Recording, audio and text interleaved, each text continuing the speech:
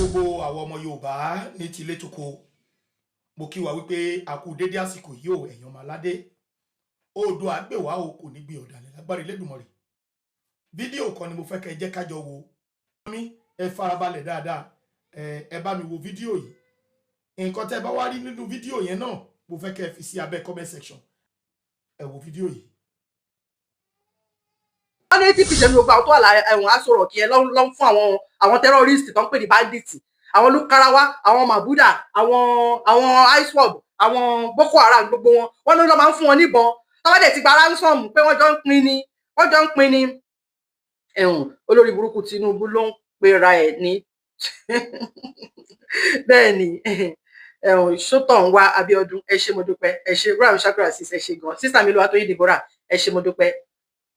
Gíyàs Bọ́ládalẹ́ thank you so much ṣé gan. Bẹ́ẹ̀ ni wọ́n sọ pé àwọn ni wọ́n ń fún wọn ní ìbọn bẹ́ẹ̀ ni àwọn ni torí pé ṣé Àbáṣà ló sọ bẹ́ẹ̀ pé tí wọn bá dáàbò bò wá tó bá ti lọ pé 24 hours pé Nigeria government náà wọ́n nínú ẹ̀ nísìn ogun pípa àgbà tí Boko Haram ti bẹ̀rẹ̀ báyìí nísìn a máa ti máa lọ pé over 10 years kí ni ó ti lọ pé 20 years àbí kò tí máa pé 20 years àbí mi ni mò ń wò ni láti ìgbà kíní ni kò tí ì pé bẹ́ẹ̀ náà bí i 15 years gbogbo àwọn owó tí ẹni àjọ ọdún láti ẹ̀fẹ́ kà báyìí ní ìsìn nítorí Ọlọ́run tó ti ń pààyàn tí kò dé káwọn táwọn ìjọba wa yìí lára kí ló dé ẹ̀yin Fúlàní ẹtì ọdún náà ẹ̀yin àgbààgbà wa nílẹ̀ Yorùbá ẹ̀yin ṣáàdàgbàgbà ni àdàìpá ànàgbàgbà o nínú àwọn politician yà ànàgbàgbà ẹ̀yin alágbára ilẹ̀ Yorùbá ẹ̀yin alágbára wa nílẹ̀ Yorùbá ẹ dìde tó nítorí Ọlọ́run gbogbo wa ní gbowó ẹ má jáde kínní eléyìí nìkan bá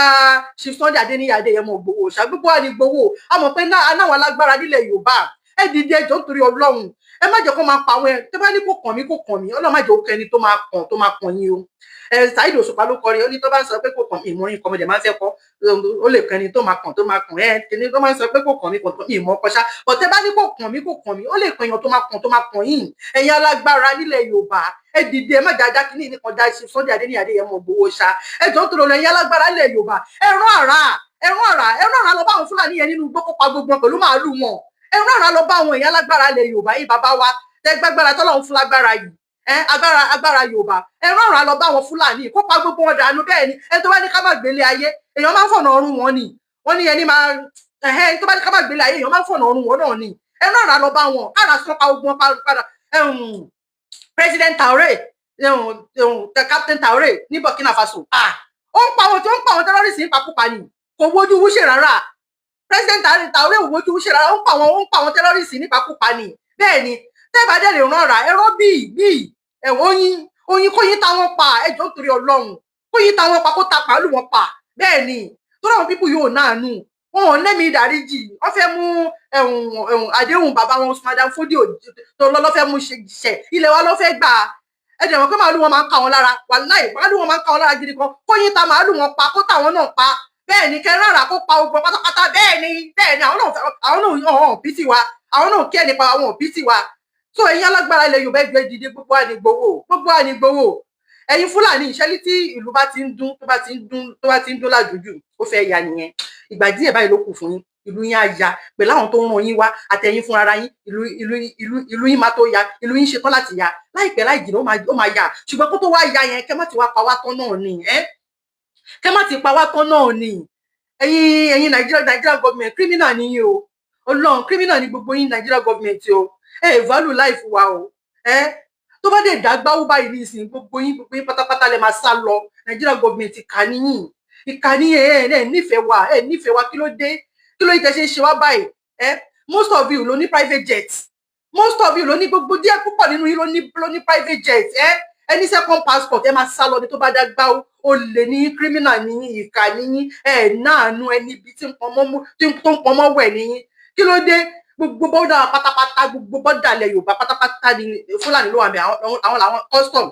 àwọn ní custom tó wà bẹ́ẹ̀ ní gbogbo bọ́dà wa lẹ́yìn bá sá lọ tán báyìí ní ìsìn táwọn ọmọ Yorùbá táwọn citizen bá sọ pé àwọn fẹ́ sá lọ ọ̀nà owó ló fẹ́ gbà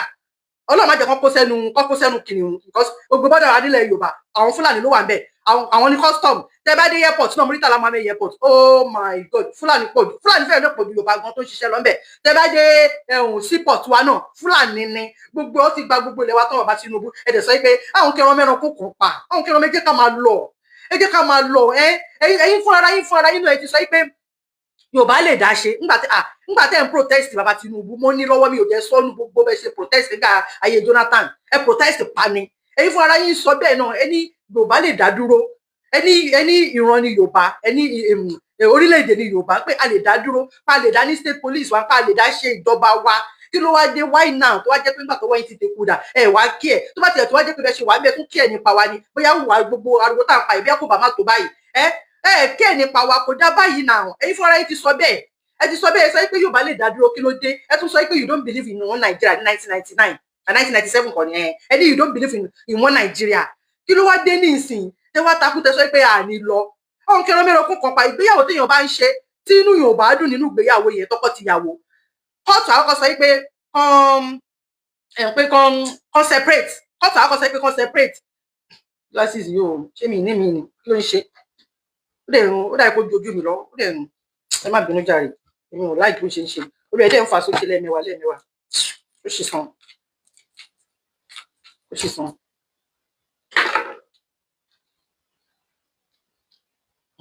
okay lè wà okay ẹni ìgbéyàwó téèyàn bá ń ṣe tí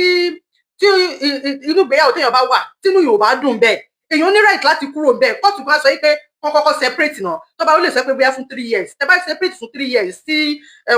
ìfẹ́ Yorùbá yìí ti padà torí ìfẹ́ máa ń súnyàn gbà mí náà wọ́n dẹ̀ divorce ní bàbá Tinubu wọ́n níyàwó 4 lẹ́yìn náà fẹ́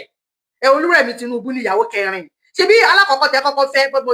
mo ṣe gbọ́ borí inú fídíò yẹn ni ta ló tẹ̀ sọ nínú mi láyà ni nílò mi láyà ló sọ ó níyàwó tẹ́ kọ́kọ́ fẹ́ láàárọ̀ ọjọ́ ayé yín mo mọ̀ pé personal life yín nìyẹn ṣùgbọ́n ẹni bá ti gbére ẹ̀ jáde ẹ ti gbére ayé jáde náà ẹ̀ sí dáadáa fún wa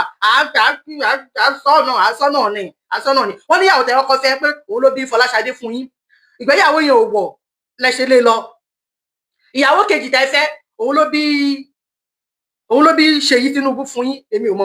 dídò mi láyà ló sọ bẹ́ẹ̀ o fídíò ẹ̀ wà níbí báyìí ó lóun ló bí Ṣèyí Tinubu fún yín ìgbéyàwó yẹn ò wọ̀ ẹ lé lọ ìyàwó mẹ́ta ni mẹ́rin ni wọ́n tún lè tún fẹ́ anyway ìyàwó 4 ṣáàlẹ́ fẹ́ àwọn méjì tó gbẹ̀yìn yẹn tí Rẹ̀mí Tinubu bí fún yín òun ni ṣé Zainab àti Ọláyínká ni Rẹ̀mí Tinubu bí fún yín ó dà pé kan tún wà lẹ́yìn ìyàwó 4 ṣáàlẹ́ fẹ́ kò tẹ́yìn lọ́rùn lẹ́ṣẹ̀ fi wọ́n sílẹ̀ náà kí ló wá dé nígbà táwọn náà sọ pé marriage tá a ṣe pọ̀ tó sọ wá pọ̀ ní 1914 amalgamation nígbà tá a sọ pé àfẹ́ kí ló tẹ̀ sí jẹ́ ká máa lọ kò tẹ́ wa lọ́rùn náà Ìgbò wọ́n fẹ́ gbalẹ̀ wa Lagos is no man's land ló máa ń sọ àwọn Fúlàní àwọn náà fẹ́ gbalẹ̀ wa Haúsá náà sẹ́kùn fẹ́ lọ gbogbo nífẹ̀ẹ́ ara wa kàn pretend ní kí ló dé sí jẹ́ ká máa lọ kí ló dé sí jẹ́ ká máa lọ wọn kẹran mẹ́rin kún kan pa ẹ jẹ́ ká máa lọ bàbá Tinubu ẹ̀yin ọba ẹ sọ̀rọ̀ o ẹ̀yin ìjòyè ẹ sọ̀rọ̀ sí nǹkan tó wà nílẹ̀ pípa bó ṣe pa wáyé o wọ́n dẹ̀ ń pa ọba náà o wọ́n pa ọba 3 o wọ́n jí ọba kan gbé ní bíi iṣẹ́ last month ní tó gba tán gbowó lọ bàbá 90 years ọba àbí ṣé baálẹ̀ ni àtọba àti baálẹ̀ náà wọ́n jí gbé wọ́n gba owó lọ́wọ́ ẹ sọ̀rọ̀ wọ́n pa ọba bàbá Tinubu ẹ sọ̀rọ̀ Nigeria government ẹ sọ̀rọ̀ ẹ̀yin ọba tó kù ẹ sọ gbogbo first class ọba ẹ sọ̀rọ̀ ẹ̀yin ìjòyè ẹ sọ̀rọ̀ ẹ̀yin politician wọn ẹ sọ̀rọ̀ wọ́n ń pa àwọn ọmọ ìlú wọ́n jí wa gbé wọ́n gba ṣé bá ṣe fẹ́ máa bá lọ náà lélẹ́yìí ni ó dàbí pé kí ni ìtẹ̀ tí ń di bárakú máa wà gan fún ara wa lára kí n burúkú má di bárakú mọ́ wa lára Nàìjíríà ó ti ń wò ó pé yes is one of those things pé bóyá ká máa live pẹ́ẹ́tì ọba Tinubu tẹ̀ sọ pé ká máa bá wọn gbé wípé ká lọ lẹ́ẹ̀ bá ṣe máa live pẹ̀lú àwọn terrorists torí Ọlọ́run torí titi wọn torí selfish interest titi wọn torí ambition titi wọn torí 2027 kọ́ lè dìbò fún wọn wọn ò fẹ́ sọ̀rọ̀ wọ́n fẹ̀mí wa gbá géèmù wọ́n fẹ̀mí wa gbá life wọ́n fi ẹ̀mí wa gbá géèmù wọ́n fi life wa gbá géèmù bàbá Tinubu eléyìí ò dáa ẹ̀yin politician wa náà ẹ sọ̀rọ̀ torí 2027 2027 ni gbogbo yín lé bí Tinubu ṣe máa wọlé kò dáa ìtẹ̀ ṣe fún wa yóò dáa ìtẹ̀ ṣe fún ọmọ ẹ̀wò àwọn ọmọ Yorùbá ṣàlọ̀ ṣáájú ìjà o àwọn ọmọ Yorùbá ṣáájú ọkọ àwọn Yorùbá ní sùúrù gan àwọn ọmọ Yorùbá ní sùúrù gan Ọlọ́run ẹlẹ́dàá gbọ́ torí pé tí gbogbo ata bá yarí fún yín tán báyìí ara yín máa kọ o ní dúró òwò tán o fíìmù tó gún ni ní dúró òwò tán o èyí tó bá tún wá sá lọ tó bá torí most of you ló ní private jet èyí tó bá tún wá sá lọ sí ìlú òyìnbó ìlú tẹ́ bá tún wá débẹ̀ yẹn wàláhì a máa lé yín padà ni pé where is the lie they are the one enabling those terrorists bẹ́ẹ̀ ni evil government evil ni wọ́n fẹ́ fi elérìgì pa eléyín ṣé bá ṣe ń sọ nìyẹn wọ́n fẹ́ fi elérìgì pa eléyín no èmi ni wọ́n fẹ́ fi eléyín pa elérìgì ẹmọ eléyín ni àwọn torí pọ́n gbébọn dání àwa lélérìgì tí a gbébọn dání àbí ṣé mi sọ dáadáa ni sísà mi ló wá tó yìí Deborah wọ́n fẹ́ fi elérìgì pa wọ́n fẹ́ fi elérìgì okay wọ́n fẹ́ fi elérìgì pa eléyín oh no torí pé àwọn Fúlàní yẹn wọ́n gbé ìbọn dání èmi wá pé àwọn lélẹ́yìn àwa tá à gbé ìbọn dání àwa lélérìgì wọ́n wá fẹ́ fi eléyín pa elérìgì anyway Yorùbá mo rò pé kò bí ó dìpẹ́ lórí bí Yorùbá ṣe fẹ́ lò I don't know mi mọ́ but sí nǹkan tí mi ń try láti sọ ni pé eléyín làwọn tó rọ́ gbé ìbọn dání àwa lélérìgì àgbébọn dání wọn jẹ́ káwa lò bọ́n so wọ́n fẹ́ fi eléyín wọ́n fẹ́ fi pa elérìgì anyway ṣá wọ́n lórí burúkú ní Nàìjíríà gọ́ọ̀mẹ̀ntì ẹ má jẹ́ àṣìṣọ́ ẹ má jẹ́ àṣìṣọ́ ẹ má pa wá ẹ má pa àwọn ọ̀rọ̀ mi kí ló tẹ̀ yé ṣe báyìí kí ló tẹ̀ yé ṣe báyìí fún Nàìjíríà gọ́ọ̀mẹ̀ntì okay ẹ̀yin ọba dára lóhùn báyìí nísìnyí ṣé wàá rí ìlú tẹ́ bá tún wá sá lọ ẹ ṣe jàre sí Sàmí Olúwatóyìn Deborah bóyá wọ́n fẹ́ fi elérìgì pa eléyín náà ni anyway torí bẹ́ẹ̀ mi ṣe ń lò ní ṣá ẹ ṣe gan thank you ẹ ṣe tẹ correct mi ṣe wá rí ìlú tẹ́ bá tún sá lọ bẹ̀ yẹn Ọlọ́run àwọn ọmọ Yorùbá máa dúró dé yín pa bẹ̀ yẹn ni a máa lé yín pa padà sí Nàìjíríà ni torí ẹ lè escape ẹ torí ó ń bọ̀ ní ìsìn wọ́n ní àwọn là ń dẹ́ẹ̀dẹ̀ sọ nǹkan kan o gbogbo bá ṣe ń pa báyìí ní ìsìn gbé dẹ̀ dákẹ́ ṣé Tinubu náà lè bẹ̀rù bẹ́ẹ̀ yẹn ni àbí torí fẹ́jẹ títí torí selfish interest yín àbí bẹ́ẹ̀ kọ́ Nàìjíríà ò ṣorílẹ̀-èdè ẹ jẹ́ ká máa lọ ẹ̀yin ọba ẹ̀yin ìjòyè ẹ̀yin àgbààgbà ìlú ẹ̀yin bọ̀rọ̀kìnì ẹ̀yin olówó ẹ̀yin lọ́rọ̀ ẹ̀yin ọ̀tọ̀kùlúùlù whatever ẹ má bínú ọ̀tọ̀kùlú gbogbo ẹ̀yin àgbààgbà ìlú ṣá value life wa kò dá báyìí kò dá bẹ́ẹ̀ ṣe fún wa báyìí ẹ wá wò ẹ̀yin wọn Nàìjíríà ẹ wá wò bẹ́ẹ̀ jẹ́ kí n sọ fún yín Tinubu ti sọ fún yín wọ́n wá dùn mí pé ẹni tí ó burúkú máa kàn tó máa kàn mí Ọlọ́run má jẹ́ kó kàn lórílẹ̀-èdè Yorùbá yẹn o àwọn ọ̀ràn mi bá wọn dá wọn sí o ṣùgbọ́n gbogbo àwọn tó sọ pé wọ́n Nàìjíríà làwọn fẹ́ Ọlọ́run jẹ́ kí Nàìjíríà hápùn sí wọn gbogbo àwọn tó sọ pé Tinubu ló máa tún ṣe Tinubu ní kó wà bẹ́ẹ̀ Ọlọ́run àlẹ́ jẹ́ kí Nàìjíríà kó hápùn sí wọn bẹ́ẹ̀ ni kì í ṣe pé ẹ wá wò bàbá Tinubu ti sọ fún yín ó ti ní ìyà tó níyín lẹ́nu ìyà ṣẹ̀ṣẹ̀ bẹ̀rẹ̀ sí ní máa jẹ yín ni ẹ̀ẹ́dẹ̀ jẹ ìyàwó àjẹyó lẹ máa jẹ ẹ wá gbọ́n tí bàbá Tinubu sọ fún yín èèyàn ń sọ fún yín ó ń pa lówe fún yín ó ń sọ lẹ́nà fún yín ẹ ṣe bí ìpẹ́ ìgbọ̀ ẹ pé Tinubu náà ni Tinubu second time Tinubu mò ń sọ̀rọ̀ mi ìmọ̀ ọkọ̀ tí mò ń sọ́jọ́ ọkọ̀ tí mo ní 4+4 èmi kàn ń sọ̀rọ̀ ni o mo ń báyàn sọ̀rọ̀ ni à ń ṣe nǹkan ní 4+4 onítọ̀wá sọ fún mi pé èmi náà ti di kíní Tinubu nìyẹn mo ní Tinubu ní àbíkó fẹ́ dá mi gbọ́dọ̀ sọ nǹkan tí mo sọ fún onítọ̀ mi gbọ́dọ̀ sọ Ọlọ́run inú bí mi mo ní kí ló kèmí pẹ̀lú Tinubu ó ní 4+4 lọ ń sọ ní ìsìn pé Tinubu ọdún mẹ́rin kan tó máa ṣe ọdún mẹ́rin kan ẹ wo mi gbọ́dọ̀ sọ nǹkan tí mo sọ ẹ̀jẹ̀ ká dalẹ̀ àwọn kan tó ṣì wà tó yìn pé wọ́n Nàìjíríà yìí náà wọ́n tún fẹ́ kí Tinubu lọ sí ọdún kẹrin ẹ wá wò bá Tinubu ó ti sọ̀rọ̀. The cost of fuel has gone up. Food and other prices have followed it. Households and businesses are struggling. Things seem anxious and uncertain. I understand the hardship you face. I wish there were other ways, but there's not. Wàhálà dé náà ni. Ó sọ fún yín pé òun wish ó ní bí gbogbo nǹkan ṣe wọ́n tí epo lọ sókè tó ń jẹ wọ́n everything tí gbogbo ìdàbàrú ní Nàìjíríà ó ní òun wish kóun lè ṣe nǹkan kan ó ní ṣùgbọ́n kò sí nǹkan tóun lè ṣe ṣe tún fẹ́ gbọ́ lẹ́ẹ̀kan sí ó dàbí pé ẹ gbọ́ ẹ̀yin kan bẹ̀yẹn ṣe ẹ gbọ́ ẹ jẹ́ tún play fún yín inú mi dùn gbà tí mo rí ilé ìwọ ní The cost of fuel has gone up. Food and other prices have followed it. Households and businesses are struggling. Things seem anxious and uncertain. I understand the hardship you face. I wish there were other ways, but there's not. Ó lóun wish pé ọ̀nà mi wà tóun lè gbé gbà ó ní but kò sí ọ̀nà tóun lè gbé gbà fún yín mọ́ ó ní ẹ ṣẹ̀ṣẹ̀ bẹ̀rẹ̀ ìyà jíjẹ ni ó ní ìyà tó níyín lẹ́nu lẹ máa jẹ ó ní ẹ̀ tí ì rí nǹkan kan ó lóun á fún yín gbẹ ó lóun á fìyà jẹ yín ó ní ẹ̀ ní rówó ná ó ní ìṣẹ́ òun máa fi ìṣẹ́ pa yín lórí ó ní ẹ wò ọmọ mi àárí owó báyà á pè ní pépà ó ní tó bá ti wá di ọdún kẹrin tó bá ti lọ́dún kẹrin tó bá tó wá fẹ́ gbé gbà bòmí wàá wá da àgbàdo sílẹ̀ fẹ́yìn ẹ̀dìyẹ ẹ wá tún fẹnu ṣàṣàṣàṣàṣàṣà tó jẹ́ ó ní kò ní wọlé ọdún kẹrin o kò ní bò èmi kàn sọ tèmi kò ní òun kẹ kì í ṣe tí kì í ṣe tààmù kò ní wọlé a máa gba Yorùbá làdí wa but ìyá tó máa fi jẹ yín ó ṣe press up lọ́wọ́ ni òun ló ti sọ fún yín yẹn ó ṣe press up lọ́wọ́ ni ìyá tí bàbá Tinubu ó ti fẹnu ara ẹ̀ sọ kílẹ̀ tún fẹ́ èèyàn fẹnu ara ẹ̀ sọ jáde pé òun wish pé ọ̀nà míì tóun tún lè gbé gbà wà tóun máa lè fi yọ yín kúrò nínú oko ẹrú yìí débi òfin nípa yín mọ́ ó ní ṣùgbọ́n kò sí ọ̀nà tóun lè gbé gbà mọ́ kílẹ̀ tún fẹ́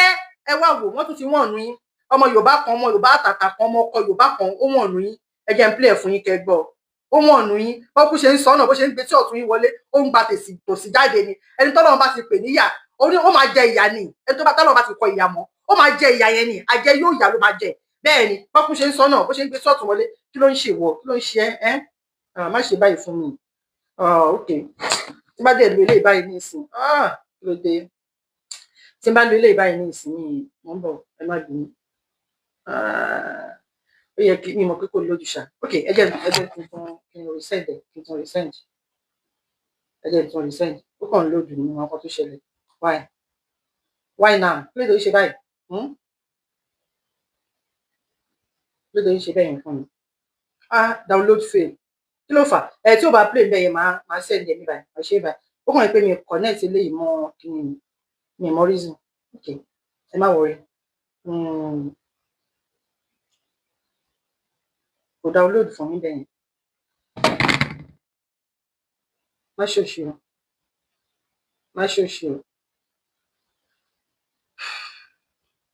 o ok má play ẹ̀ fún yín báyìí gbogbo yín náà lè ti máa rí náà ó kàn lè máa sọ̀rọ̀ báwo ṣe máa connect ẹ̀ mọ́ bíbá yín náà ok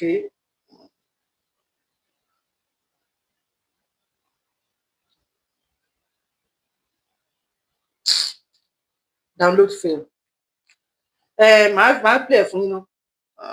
kí ló dé tó ṣe wá ṣe bẹ́ẹ̀ yẹn not connected ok máa play ẹ̀ bíbá ẹ̀ kò ṣiṣẹ́ bẹ́ẹ̀ yẹn ẹ jẹ́ n play ẹ̀ ó lè máa sọ̀rọ̀ sókè ṣá ó lè máa sọ̀rọ̀ sókè but kò sí wàhálà ẹ gbọ́ ṣá. You're not Yoruba, please swipe. Ṣé máa gbọ́ báyìí? I repeat, if you are not Yoruba, please swipe. This video is not for you. Ó ní tẹ́ ẹ bá ń ṣe Yorùbá, ó ní fídíò yìí ò jẹ́ fún yín. Please swipe. Thank you very much. Yoruba. Ṣé ń gbọ́ ṣá? Ẹ̀yin ni mo bá lọ́rọ̀, ẹ̀yin ni mo bá lẹ́jọ́. There's so much happening right now. There's so much happening. Ṣé ń gbọ́? We have a threat right now. Olúwatóyìn Deborah. Yes. There's a very big threat to our existence. We have a threat to our political space. We have a threat to our culture as well right now. Some people are trying to take what belongs to us. Some people are trying to take what our ancestors worked so hard for. They're trying to take it away from us. Is this how we're going to be looking at them? Olúwatóyìn Deborah ṣe gbọ́, Brother Shakira sí ṣe gbọ́. 2025. Igbo Women's Association threatened to sue the Lagos State government. Yes,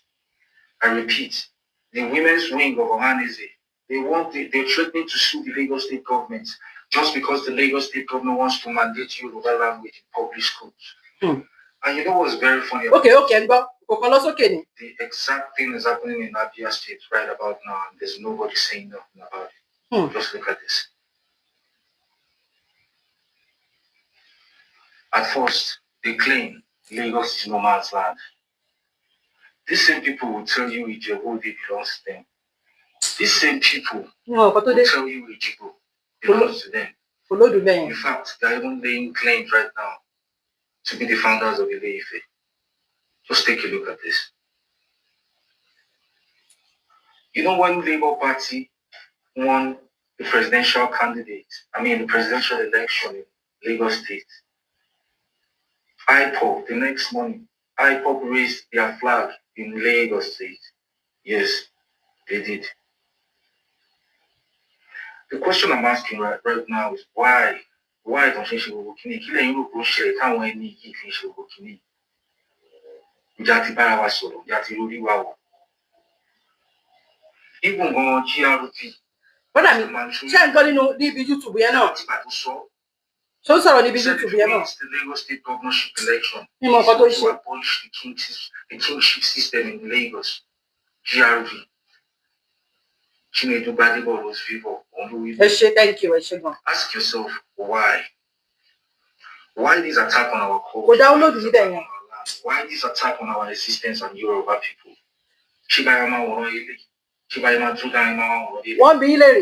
The past 10 years now, these same people have been trying to be the governor of Lagos State. Ask yourself why. In 2015, they tried to be the governor of Lagos State. Here's the receipt. 2019, the same thing. 2023, the same thing. Now I'm asking you, Yorubas, why?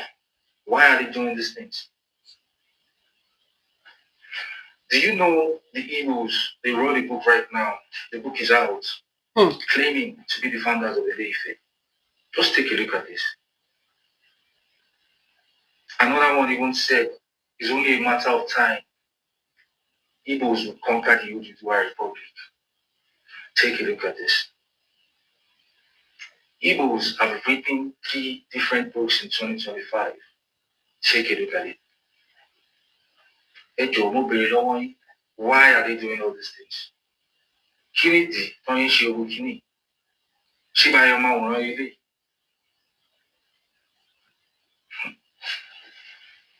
We have a pandemic right now in Yoruba land. Yes. Yoruba, a lot of Yorubas are dying of organ failure. Liver this, liver that, kidney this, kidney that. And you know, life expectancy. Look at the life expectancy of Yoruba youth right now. Hello, one obituary 52, 53, they are my banded. Kilo fat. Fake products. These people sell fake products in our land. That is what they do. Just imagine, just this year, 1 trillion naira worth of fake products was seized in Onitsha market. Just look around you. Tell me how many family members, friends, neighbors you know have died of organ failure. It's so bad. Do you know these people even sell fake baby milk in Yoruba land? Chemist. When you're sick, you just go into a chemist and you tell them to give you this, give you that. Medications then right. Fake.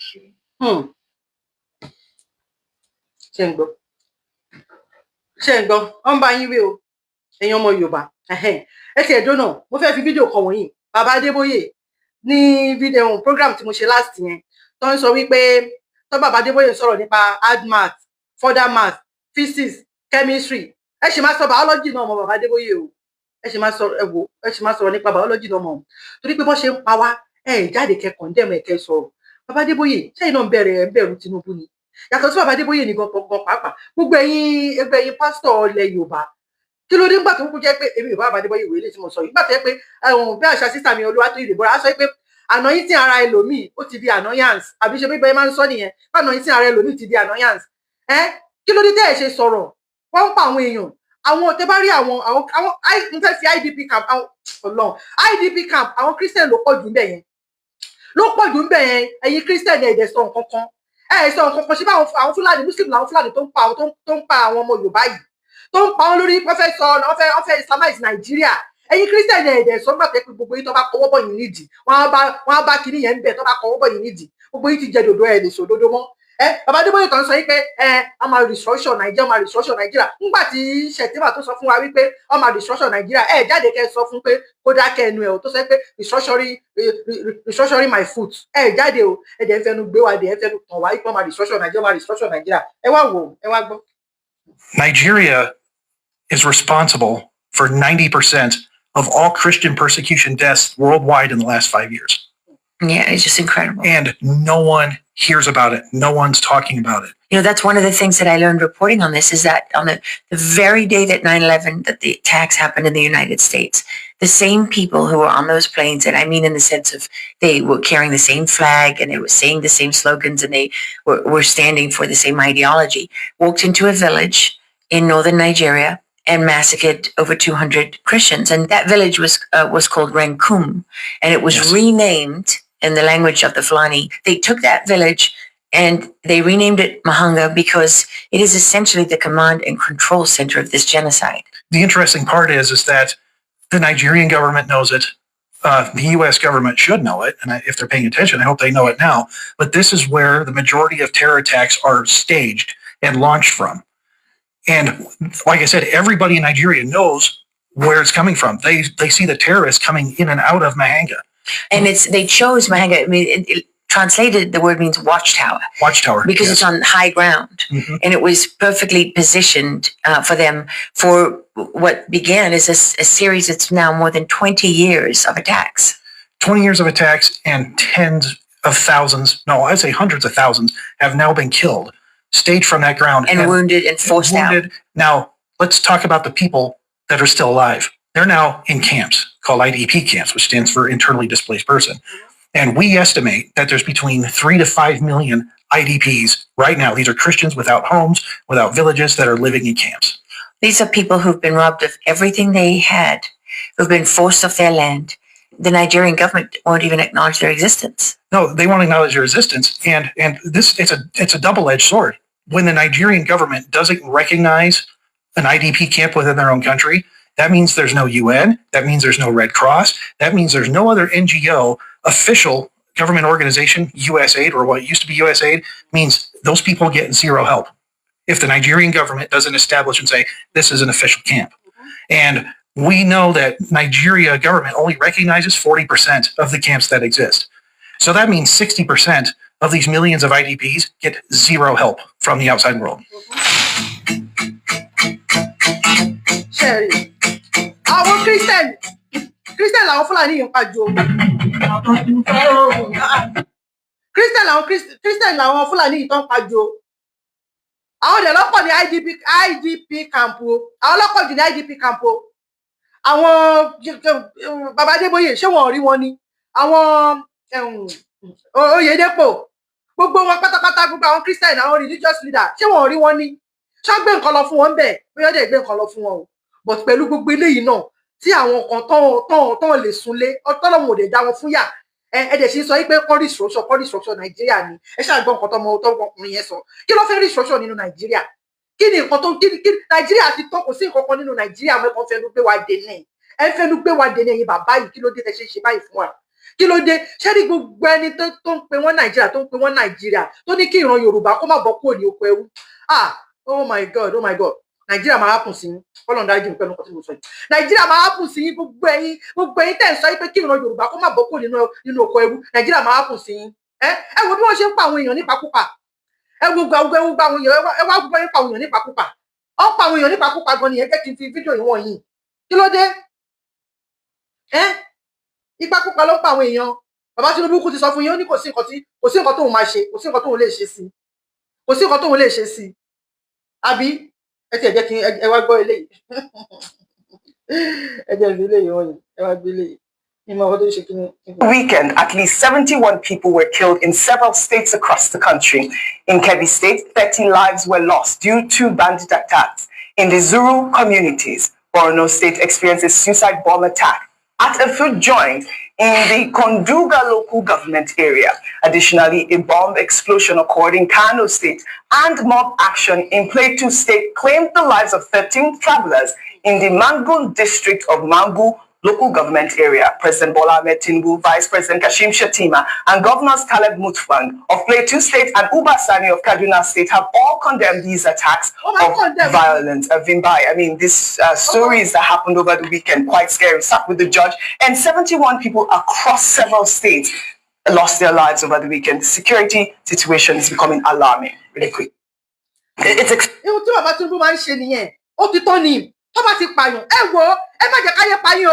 Ẹ má gbà káyé payín Ọlọ́run ẹ má gbà káyé payín gbogbo ọkọ tó ní kálukú bá lè fi defend ara ẹ ní kó fi defend ẹ má gbà káyé payín kò síbi tó ti lè pa èèyàn báyìí instead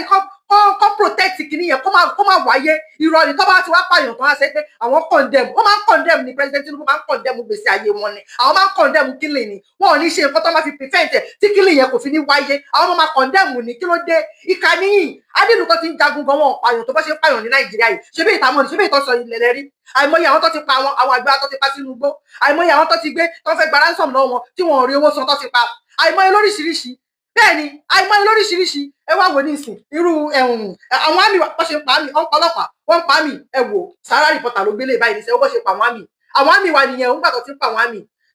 àmì kí ló kù fún àwa táàmì kí ló kù fún wa àwa táàmì nígbà tó ti ń pa àwọn àmì kí ló kù ẹ jẹ́ kí n kà á fún yẹn ó lélẹ̀ Sahara Reporter ló gbé breaking about 20 soldiers killed in deadly bandit attack on military camp in Niger State. Sahara Reporter 20 soldiers lọ́pàá kí ló dé bẹ́ẹ̀ náà lọ sọ pé ìkan nínú àwọn ọmọ Fúlàní yẹn náà ni ó wọ ọjà lọ ó fi àdó olóró ó so mọ́ra ó wọ ọjà lọ níbi tí wọ́n ti ń ta oúnjẹ ní àdó yẹn ó dẹ̀ dùn gbàm ó dẹ̀ pa àwọn èèyàn bẹ́ẹ̀ yẹn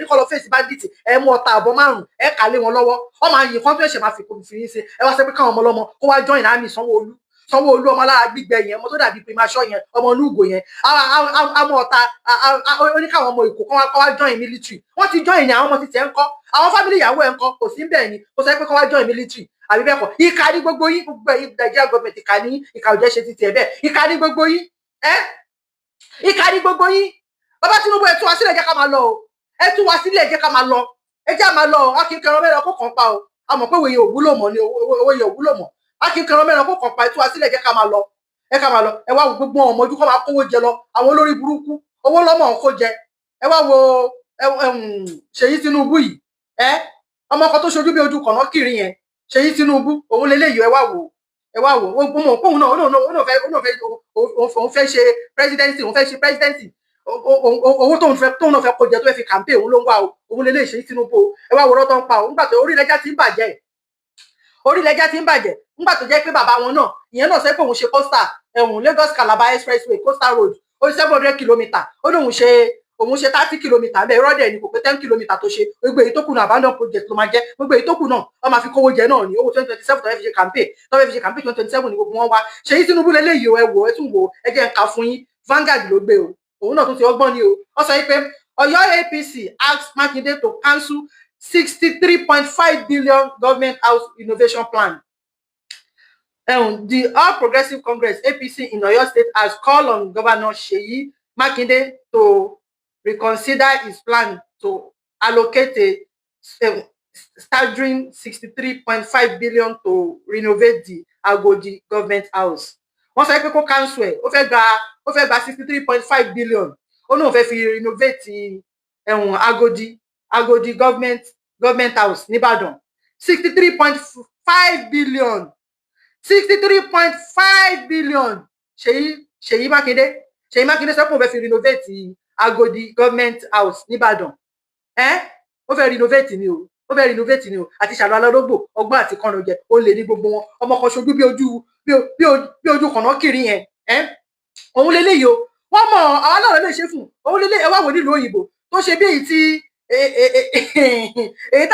táwọn Boko Haram kan wá òun lélẹ́yìí o ẹ wò ìgbéraga wọn pọ̀ jù tó bá ti dé Nàìjíríà àfàwọn ni òun lélẹ́yìí nínú train ní London o Ṣèyí Mákindé nìyẹn nínú train ní London o ta ló máa rí nísìn àwọn olówó wọn ń bì báyìí ẹ lè ro olówó kan kẹmọ̀ pé olówó ní bì báyìí Ọlọ́run ẹlẹ́dàá gbọ́ ó ní kálukú ó bọ́ ẹ lè ro olówó kẹmọ̀ pé tó bá dé lóyìnbó náà gbogbo bí mọ́tò ṣe ń tẹ̀lé wọn káàkiri yẹn tó bá dé lóyìnbó gbogbo bí mọ́tò ṣe ń tẹ̀lé wọn káàkiri yẹn kò sí yẹn ẹ wò Ṣèyí Tinubu nìyẹn nínú train ṣé ẹ lè sọ pé Ṣèyí Tinubu nìyẹn nínú train ẹ wò nínú train o tó ń ṣe bí afọ́jú tó ń fọ parí yẹn tí ò ríran dáadáa yẹn Ṣèyí Tinubu nìyẹn ní London nínú train o tó bá dé Nàìjíríà báyìí nísìn bàbá rere bàbá kẹ tọrọ máa tẹ̀lé wọn lẹ́nu ṣọ́nsà gbogbo yín máa tó tẹ́ gbogbo ohun tẹ́ ẹ̀ fẹ́ náà nìyẹn gbogbo nǹkan tẹ́ fẹ́ máa jẹ náà nìyẹn tẹ́ ẹ̀ ṣe fẹ́ ká kúrò nínú Nàìjíríà ìkà ó lé ní 63.5 billion ó ló fẹ́ fi renovate orílẹ̀-èdè tí ń bàjẹ́ nígbà tẹ́ pé bàbá yín náà bàbá Tinubu náà ẹ ti ẹ̀dùn náà bàbá Tinubu sọ pé àwọn yọ subsidy ẹjọ́ kí ló fowó subsidy ṣe epo ṣì wọ́n náà oúnjẹ ṣì wọ́n gbogbo ẹ̀ ṣì wọ́n owó subsidy kí ló fi ń ṣe àti ẹ̀rí pa pé bóyá ó ti ẹ̀yọ́ owó subsidy àbí bí a kò yé mi ni ẹ̀yọ́ subsidy kò sí àárí kankan ṣé owó subsidy yẹn ṣe ẹ fi ẹ̀ ń tọ́jú ẹ̀ kẹ́ fi ṣe campaign for 2027 àbí báwo owó màá tó lówó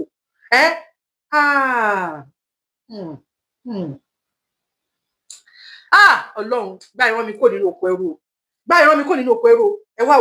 wo fídíò yìí ẹ wá wò gbogbo àwọn tó kọ allege ni o Donald Trump ló sọ bẹ́ẹ̀ Donald Trump exposes 25 Nigeria politicians who run Nigeria economy àwọn 25 tó run Nigeria economy Donald Trump wọn ni wọ́n expose ẹ̀ allege ni o ó wà lórí Google ẹ lọ wò so but mi mọ̀ bóyá but aṣáà máa fi wọn náà ní anything náà náà máa gabi sí òun lélẹ́yìn. President Donald Trump revealed the 25 names of Nigerians who contribute in raising the economy of Nigeria. This is what Nigerians are passing through for over 3 decades. And this continue waxing strong on a daily basis. Looting has become a role model in Nigeria. But should we continue like this? That is the question I ask. 1. Atiku Abubakar, JP Morgan Bank, New York, with $12.9 billion. Bukola Saraki, American Express Bank, New York, $2.5 billion. Bala Muhammad, Wells Fargo Bank, San Francisco, $2.3 billion. Ahmad Idris, Citigroup Bank, New York, $2.1 billion. Nasser Arafai, Citigroup Bank, New York, $1.6 billion. Femi Adesina, U.S. Bangkok Bank, Minnesota, $1.9 billion. Tukur Buratai, BB&T Bank, North California, $1.9 billion. Ayodele Fayoshe, Ally Financial Bank, $3.5 billion. Wike Nelson, American Bank, $5.2 billion. Leah Mohammed, Ally Financial Bank, $1.9 billion. Sule Lamido, Unity BS Bank, $2.6 billion. Patient Jonathan, Bank of America, $11.3 billion. Amina Zakaria, Citigroup Bank, New York, $1.8 billion. Baba Haruna Jawo, Ally Financial Bank, $2.2 billion. Umaru Dambata, Bank of America, $1.7 billion. Aliyu Gusau, Ally Financial Bank, $1.7 billion. Baba Tunde Fashola, American Bank, $1.4 billion. Rotimi Amechi, SSA Financial Bank, $1.6 billion. Olusegun Miko, North Bank AA, $4.7 billion. Baba Ghana, Mungwano Financial Bank, Detroit, $1.8 billion. Habibu Abdullahi, U.S. Bangkok Bank, $1.7 billion. Sadiq Abubakar, State Street Corporation Bank, $1.8 billion. Nena D. Usman, Citigroup Bank, New York, $6.3 billion. Babachir David Lawal, BB Financial Bank, $987 million. Aisha Hadi Sirika, A Financial Bank, $976 million. Bola, the last but not the least, Bola Tinubu, $22.2 billion. What a shame. See how PDP and APC are fighting crime and corruption. But this is how we end. Look at the way our money is being looted and being kept in foreign countries. Thank God Donald Trump came to expose all this. If not, how on earth I and you should know this? When will Nigeria stand and to cater for her citizens, to cater for her countries? I thank God now that the foreign bodies are beginning to put eye into Nigeria. Does that mean that nobody will speak for Nigerians? Nobody will speak for Nigerians. Is that what we are seeing? No. Something has to be done. something has to be done ní kíákíá, something has to be done, òótọ́ ló sọ. Bẹ́ẹ̀ ni ẹni tó yàn lọ mú Ọlọ́run ló ń falẹ̀ wọn lọ, ẹ̀rí tó wọ́n ń jí owó wa, ebi dẹ̀ ń pa àwọn èèyàn nínú ìlú, ebi ń pa àwọn èèyàn kú, ẹ̀ ń jí owó wa, ẹ̀ ń kó lọ sókè òkun, àwọn èèyàn á máa fi ṣèlú wọn, á máa fi ṣèlú wọn, á máa fi túlù wọn ṣe, ẹ̀ ń jí owó wa. Greediness nìyẹn, greediness, àwọn olè ojú kòkòrò, òun ló ń bá wọn jẹ. Tinubu ẹ̀rù tó gba àwọn ọmọ ẹ̀ ló ra lé fún nílùú òyìnbó, gbogbo àwọn ọmọ ẹ̀ kí ló dé, ẹja máa lọ bàbá Tinubu kò dá báyìí. Èyí náà ti sọ pé believe nínú wọn Nàìjíríà, àwọn pípọ̀ yóò à ń ṣe ìkan náà, ìran kan ni Yorùbá, ìran kan ni wà, Yorùbá ìran kan ni wà, èdè kan, àṣà kan, iṣẹ́ kan là ń ṣe. Kí ló dé? À ń ṣe kankan náà, àgbédè ara wa. Bí àṣà ọmọ mi Ògo Ọ̀dọ̀, a sọ pé tẹ bá mú Yíbò, kẹ mú Haúsá, kẹ mú Fúlàní àbí kò fẹ́ dá Fúlàní, kẹ mú Yíbò, kẹ mú Haúsá, kẹ mú Yorùbá, kẹ fi wọn sínú yàrá kan, kẹ wá sọ pé kọ́ máa sọ English, kẹ yọ English kò ní nínú ọ̀rọ̀ wọn, kẹ ní kọ́ máa bára wọn sọ̀rọ̀, wọn ò ní lè communicate, wọ́n máa dodi ni. Ẹ wá mú English torí olè tẹ fẹ́ jà, àtàwọn West ló lè tọ́ fẹ́ jà, ẹ mú English ẹ fi pa èdè Yorùbá wa rẹ́, ẹ ń pè èdè Yorùbá wa ní vernacular, ẹ mú English ẹ fi pa èdè Yorùbá wa rẹ́, ìlú tó bá ti fẹ́ parun ló máa ń gba èdè lọ máa kọ́ gbà lọ́wọ́ wọn. Bẹ́ẹ̀ ni wọ́n ti kó wọn lẹ́rù ọpọlọ nìyẹn, wọ́n máa kọ́ gba èdè wọn ní France, French ló ń sọ ní France, French ló ń sọ ní France, wọn fèdè wọn sílẹ̀, wọ́n lè gbọ́ English, èdè lágbára gan. Yorùbá ni mi o Yorùbá, èdè mi màrè o Yorùbá, àṣà mi màrè, ẹ bá mi gbé lárugẹ. Bóyìnbó fún mi ní pálí pupa, mo mọ ibi tí mo ti wá. Èmi fẹ́ràn Yorùbá àti mo fẹ́ràn àṣà wa. Ẹ wò, kékeré mo ti mọ̀ pé wà ń bẹ lára èdè mi, kékeré mo ti mọ̀ pé wà ń bẹ lára àṣà wa, kékeré mo ti mọ̀ pé wà ń bẹ lára èdè mi, identity mi, personality mi. It gives me spiritual, intellectual and emotional. Ẹ dúró náà, ẹ má yọ mí lẹ́yìn, mi ò lè kúkú òyìnbó, má ṣe dé bàbá mi tí mo gbọ́. Ṣóyìnbó gbọ́ Yorùbá, ẹ̀rí ní ìsìn mo fẹ́ sóyìnbó, gbogbo tọ́ ni mò ń jáde lẹ́nu, mi ò lè rí sọ dáadáa. Èdè mi dùn, tó bá yẹ pé èdè mi lọ́ni kì í fi sọ ní ìsìn ni màá sọ.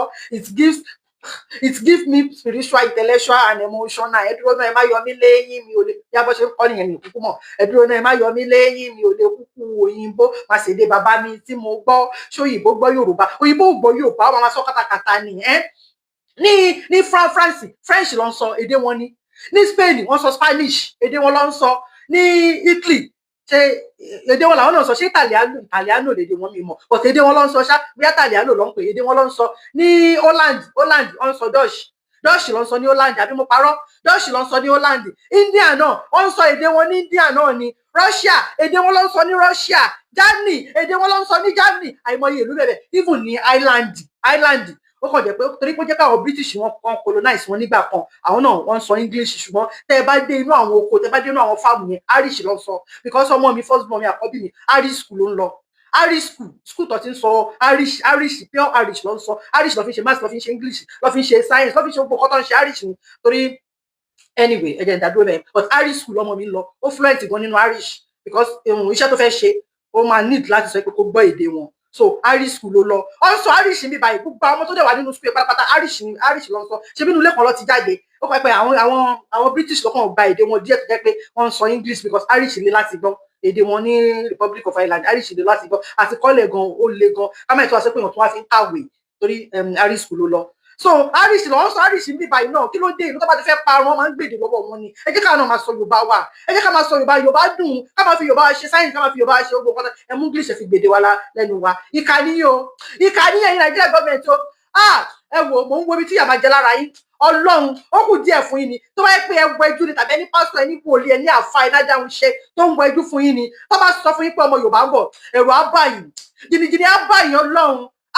Nàìjíríà gọ́ọ̀mẹ̀ntì da ìkànnì, ẹ̀yin ọmọ ìyá mi nínú ẹ̀jẹ̀ Nàìjíríà gọ́ọ̀mẹ̀ntì ò nífẹ̀ẹ́ yín, wọn ò nífẹ̀ẹ́ yín, wọ́n ń fi ebi pa, ọmọ máa fi ebi pa yín ni, ọmọ máa fi ṣe òṣìta yín ni, ọmọ máa fi àjẹ yín ni, ọmọ máa fi ìpọ́njú, ọmọ máa fún yín ní ìpọ́njú ayérayé ni. Bẹ́ẹ̀ ni ìkànnì wọn ta láwọn nìkan ló mọ̀, wọn ò fẹ́ kẹ́ gbọ́, wọ́n ti mọ̀ pé bí ń pa kò ń gbọ́ nǹkan kan, wọ́n fẹ́ gba dèyìn mọ́nú àgò ni, wọn ò fẹ́ kójú yín là, olórí burúkú ni wọ́n. Ẹ̀yin ọmọ ìyá mi nínú ẹ̀jẹ̀ ẹ̀dí ẹ fà àwọn tó sọ pé Nàìjíríà làwọn fẹ́, ẹ jẹ́ kó máa bá Nàìjíríà lọ. Gbogbo ẹni tó bá sọ pé ká má gba ilẹ̀ Yorùbá wa yìí, tàbí nínú obìnrin tó ń gba tẹ́gùn sára, tàbí tó ń fọ̀bẹ gbọ́mọ jáde níkùn ẹ̀, tó ń gba tẹ́gùn sára, tó ń gba afẹ́fẹ́ sára, bó ṣe òyìnbó ni, bó ṣe aláwọ̀ dúdú ni, bó ṣe aláwọ̀ funfun ni, bó ṣe ọkùnrin ni, bó ṣe obìnrin ni, tó wà lórí igun mẹ́rin gbogbo àgbáyé ní gúúsù àríwá ìwọ̀ oòrùn ìlà oòrùn lórí igun mẹ́rin gbogbo àgbáyé tó bá sẹ́ pé kílẹ̀ Yorùbá má bọ̀ sí ẹjọ́ onítàn la máa fi ṣètùtù fúnlẹ̀ Yorùbá bẹ́ẹ̀ ni àṣẹ ti gùn ẹjọ́ onítàn náà bó jẹ́ politician wa náà ni gbogbo ẹ tó bá sẹ́ pé ká má gbalẹ̀ Yorùbá wa ẹjọ́ onítàn la máa fi ṣètùtù fúnlẹ̀ Yorùbá kí ló dé ìkànnì ẹ wá gbọ́ tẹ wá lò mọ̀ pé àwọn olórí burúkú kan tún ṣì wà o àwọn olórí burúkú kan tún ṣì wà ní Nàìjíríà yìí o tó jẹ́ pé ìka ẹ wo kí la fẹ́ fi sọ̀rọ̀ fún àwọn ọ̀ràn mi náà mo fẹ́ play voice note obìnrin kan fún yín ká máa mọ̀ pé ìka làwọn èèyàn o ṣé rí ẹni tó bá ti ń jẹ nínú ìjọba yìí wọn ò ní fẹ́ ká lọ o torí pé wọ́n wò ó pé àwọn rí pọ́nlá ṣùgbọ́n wọn ò dé wá wò wípé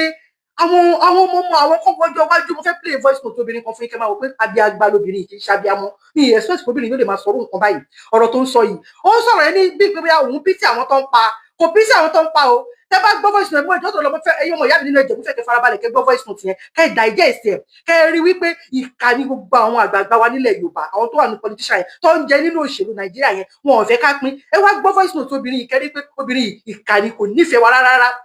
ó ń dọ́gbọ́n ṣe bí pé bóyá òun pítí àwọn tó ń pa yẹn ṣùgbọ́n ó ń bẹ̀rù revolution kò fẹ́ kí revolution wá revolution tó ti dé tán ẹ máa gbọ́. yèyé ẹ káàsán mà sorry mà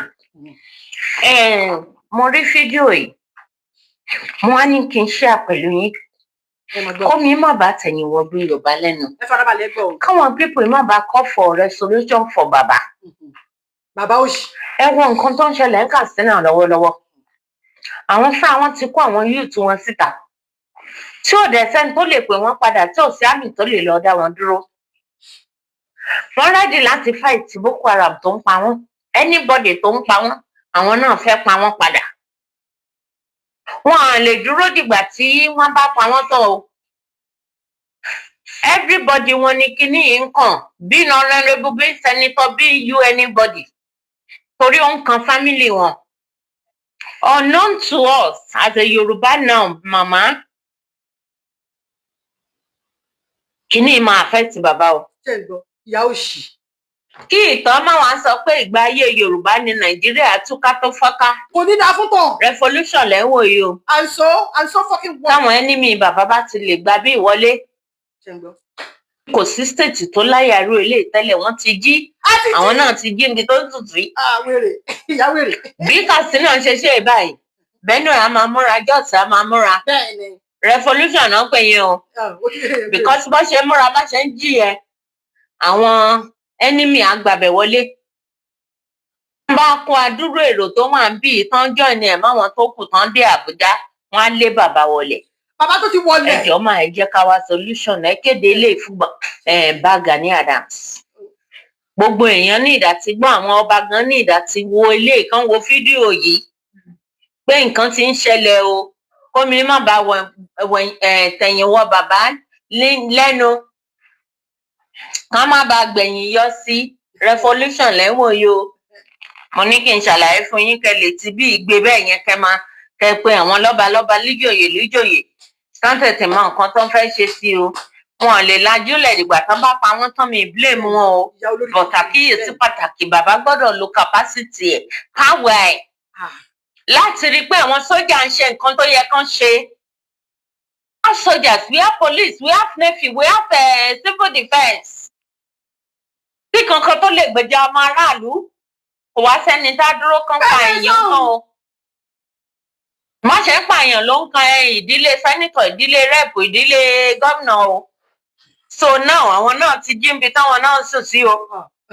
Ẹ̀rí ìbáwọ́ wọn pé ṣakabùlà ni but wọ́n try bó o kú lọ kú náà fi ṣe o. Because má bá jáde pa wọ́n padà wọ́n á sì pa wọ́n. So wọ́n kúkú kó gbogbo àwọn ọmọ wọn síta pé ìjà ti yá. Ẹ jọ̀ọ́ mà ẹ sì ti take responsibility to share this and inform all Yoruba leaders. Ẹ ṣé máa o. Ìyá òṣì ìyá wèrè tẹ́ bá gbọ́ ọ̀rọ̀ yẹn dáadáa ẹ rí wípé ó ń lọ wájú ó ń lọ ẹ̀yìn ni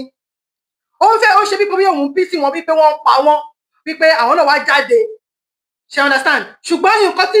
tó ń fẹ́ gangan ohun tó wà lọ́kàn ẹ̀ gangan ni wípé kí revolution máa ṣẹlẹ̀ kí àwa tó kù ká má jì ẹ káàbọ̀ ẹdúnjọ bí Táíwò ẹ káàbọ̀ mà ẹ káàbọ̀ bẹ́ẹ̀ ni àwọn olórí burúkú ọmọ àlè bẹ́ẹ̀ ni ọmọ àlè ilẹ̀ Yorùbá ni wọ́n so ó fẹ́ ó lọ wájú ó ń lọ ẹ̀yìn ó ṣe bí pé bóyá òun bí sí wọn wípé bó ṣe ń pa wọ́n yẹn ṣùgbọ́n nǹkan tó nítorí ẹ̀sọ́ gangan ni wípé wọ́n ti ń jí o báwọn ti Katsina báwọn ṣe jí yẹn o àwọn tó kù náà máa jí o kò mọ̀ pa ti jí àwọn ọmọ Yorùbá kàn ṣe ń wò ní àwọn ìṣàlọ̀ ṣáájú ìjà ni a ti jí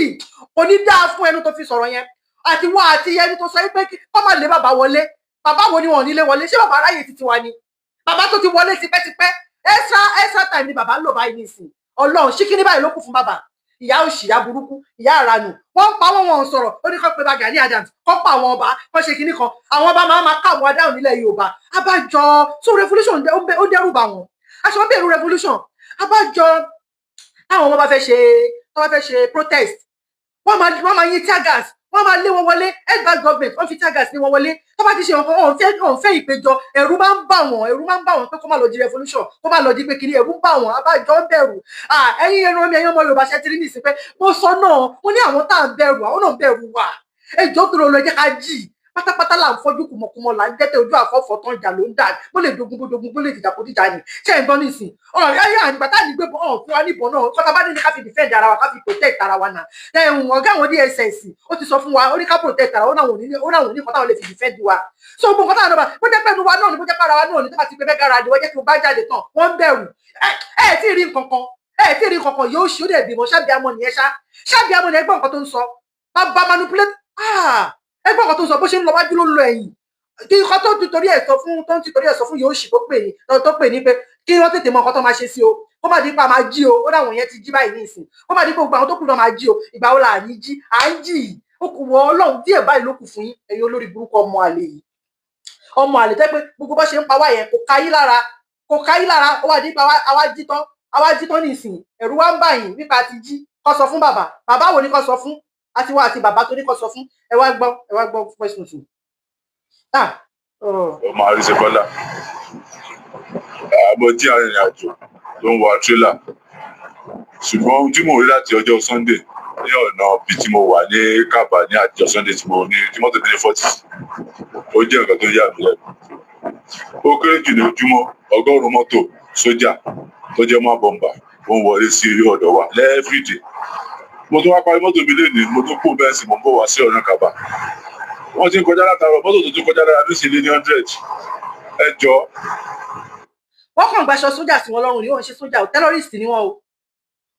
ẹ jẹ́ ká múra sílẹ̀ o nǹkan bọ̀ nílé o ẹ jọ torí Ọlọ́run sójà tó wọlé sí ọ̀dọ̀ wa ní ojúmọ́ kò ń sì mọ̀ràn 1000 pieces o ẹ jọ torí Ọlọ́run ẹ jẹ́ ká múra sílẹ̀ àwọn dáadáa ń kó wọlé tí mo wò yìí ọ̀rẹ́ sí alálàáfíà ẹ̀dá o àwọn olórí burúkú pátá àwọn ọmọ rìpẹ́tà Boko Haram yẹn náà kó wọlé o kí gbogbo lè jọ kán múra sílẹ̀ o ó ń bọ̀ àwọn láńdẹ́ẹ̀dẹ̀ tábà wò pé bóyá kò ní ya lóòrùn tó wáyé oníbù kò ní yé sí o wọ́n wọlé sọ̀rọ̀ wa gidi tó ti pọ̀ jù ẹ jọ torí Ọlọ́run kí gbogbo lè kù múra o bí mo ní bá sọ̀rọ̀ ló máa lórí dẹ́rẹ́mì báyìí wọ́n sì kọjá láàbí náà sí ni mo ti pe kọ̀mádàtì mi gan ní ìjù ìtorí ìjù ni bébèsì tèmi lọ́dọ̀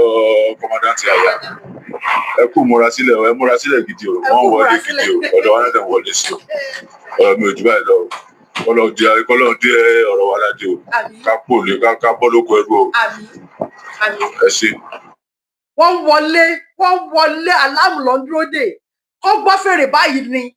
báyìí ni Ọlọ́run ẹlẹ́dàá ń gbọ́ àwàdẹ láàrin nǹkan kan yìí àwọn ọ̀ràn mi àwọn celebrity wa àwọn yẹ̀yẹ́ brity wa pati ló ń lọ ìkànnì wọn jáde bàbá ṣé kí n ṣe ṣokòtì nàbí kí lórúkọ bàbá tó jáde yẹn tó ń ṣe pé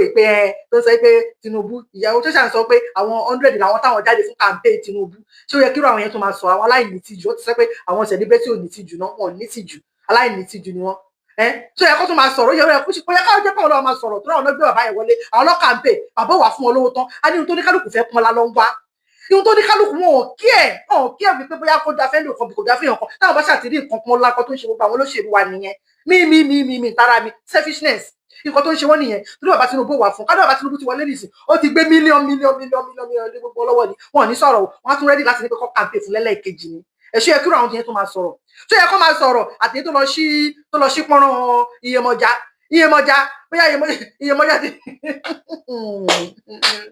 Ọlọ́run ọba o anyway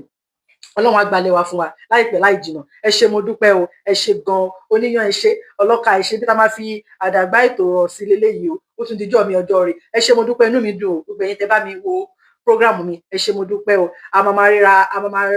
ríra wa bálágbára Ọlọ́run ẹ ṣé inú mi dùn o ẹ jèrè àwọn ọmọ yín o ẹ jọ̀ọ́ ẹ bá mi share ẹ bá mi share bẹ ṣe ń wo yìí o ẹ jèrè àwọn ọmọ yín o iṣọ́ máa jiná fún yín jẹ o ẹ ní fojú sunkún ọmọ gbogbo ẹ̀yin fans mi pátápátá ẹ ní mọ sàárì ọmọ ẹ ní rí bànújẹ́ lórí ọmọ o ẹ ní rí wàhálà lórí ọmọ o ẹni ẹlẹ́ni ò nígbà ṣe ń ṣe o gbogbo bí kíbi tẹ bá débẹ̀ máa bá láàánú pàdé ni ẹ máa ráàánú gbà ní lágbára Ọlọ́run ẹ máa ráàánú gbà lọ́wọ́ ọmọdé Táíwò Kíkẹ́ Fásánmi ẹ ṣé káàbọ̀ ẹ ṣé kú dìde mo ń ṣàdúrà fún gbogbo yín ni ẹ máa ráàánú gbà lọ́wọ́ ọmọdé ẹ máa ráàánú gbà lọ́wọ́ àgbàlagbà ẹ máa ráàánú gbà lọ́wọ́ onílé ẹ máa ráàánú gbà lọ́wọ́ àlejò ẹ máa ráàánú gbà lọ́wọ́ aláwọ̀ funfun ẹ máa ráàánú gbà lọ́wọ́ aláwọ̀ dúdú ẹ máa ráàánú gbà ní gúúsù àríwá ìwọ̀ oòrùn ìlà oòrùn lórúkọ mẹ́rin ìwọ̀gbá ilẹ̀ máa ráàánú gbà ẹ wà ní fàìsàn lògbà lágbára Ọlọ́run ẹ jèrè àwọn ọmọ yín ìṣọ́ máa jiná fún yín ṣe jẹ ẹ jẹ́ mo dúpẹ́ thank you so much ànípàdé ayọ̀ ẹ ṣé gan bye I love you love you love you love you ẹ ṣé gan o aláìpẹ́ láì jìnnà a máa gbalẹ̀ Yorùbá wa Ọlọ́run máa gbà fún wa ni Ọlọ́run ọjọ́ ìpẹ́lẹ̀ Ọlọ́run máa dójú táwọn ọ̀tá wa ni àwọn ọ̀kà àwọn bàbá àyà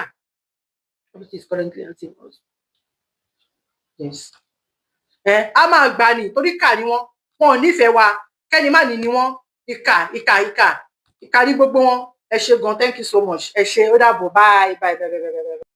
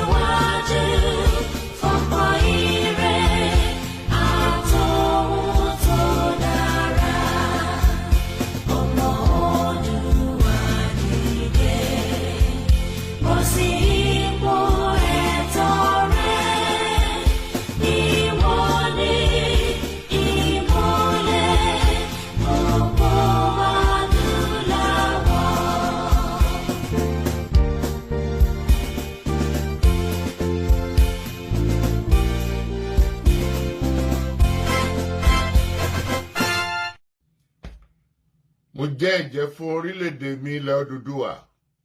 tó ń ṣàn fún wàrà àti fún oyin, ilẹ̀ tó kún fún àwọn akọni ọgbọ́n ètò àti òye. Mo ṣe ìlérí gẹ́gẹ́ bí ọmọ ológo ilẹ̀ adúláwọ̀, ìtànṣán oòrùn láti la ayé já nílẹ̀ Áfíríkà,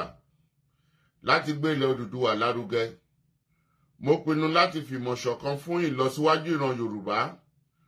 Mo fọwọ́ sọ̀yà pé n kò ní dalẹ̀ tàbí ṣọ̀tẹ̀ sí ìṣọ̀kan àti ìtẹ̀síwájú orílẹ̀-èdè mi ilẹ̀ Odùduwà. Èmi yóò fi gbogbo ipá, ọkàn, iṣẹ́, ọgbọ́n àti ìṣe mi sin orílẹ̀-èdè mi ní òtítọ́ àti lódodo títí ọjọ́ ayé mi. Gbogbo ìyànjú àwọn akọni tó ti lọ kò ní já sófo láti ọwọ́ mi títí dé ìrandíran tí ń bọ̀ lẹ́yìn. Mo ṣe ìlérí pé ẹ̀sìn tàbí ìṣèlú kò ní yà wá nílẹ̀ Odùduwà. Tó bá wáyé bẹ́ẹ̀, mo lè lo ọkọ̀ ẹ̀jẹ̀ tó kù sára mi láti fi ṣègbè àti jàjàgbara fún orílẹ̀-èdè mi. Ilẹ̀ Odùduwà, ìran Yorùbá, èdè kan, àṣà kan àti ìṣe kan ló so wá pọ̀ láéláé lágbára Elédùwà.